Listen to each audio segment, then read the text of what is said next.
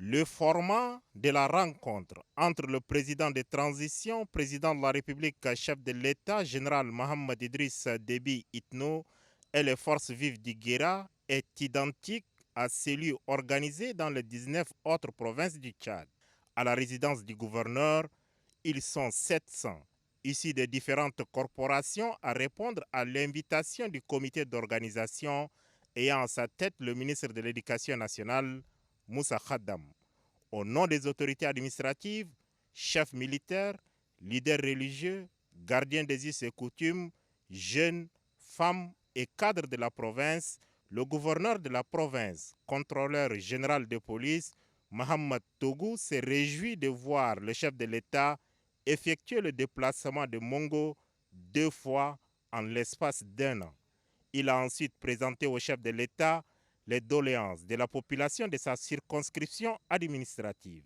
Ces doléances se résument au difficile accès à l'eau potable, au manque de voies de communication et des infrastructures socio-éducatives de base. Je porte particulièrement les Guéras dans mon cœur.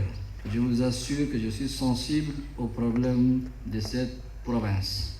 Chemin faisant, le président de transition a rappelé à ses frères et sœurs du Guéra que toutes les promesses en matière d'infrastructure faites en son temps par le défunt maréchal du Tchad en faveur de la province seront réalisées et les chantiers et projets aux arrêts relancés. Aussi a-t-il annoncé d'autres chantiers. La construction d'un hôpital provincial en Mongo doté d'une centrale de production d'oxygène médical.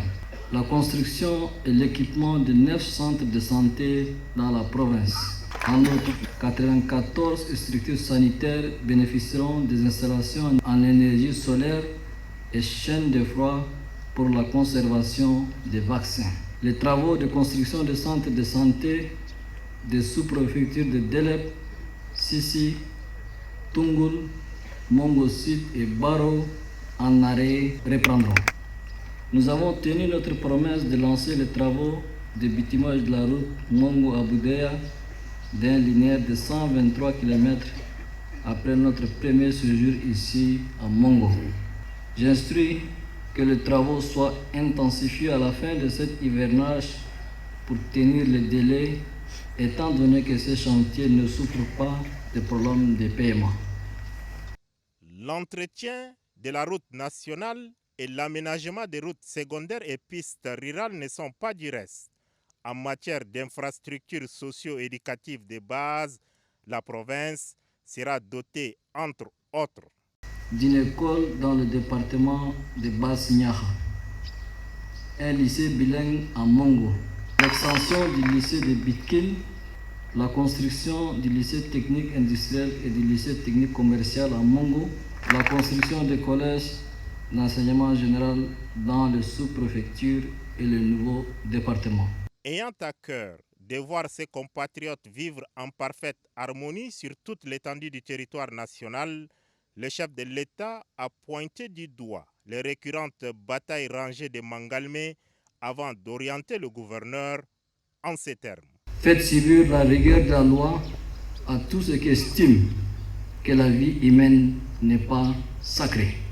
Faites juger et condamner tous les fauteurs de troubles, des Mangalmé qui pensent être au-dessus de la loi, afin de permettre aux paisibles citoyens et laborieuse population de cette contrée en particulier et du Guéra en général de vaquer à ses occupations en toute quiétude.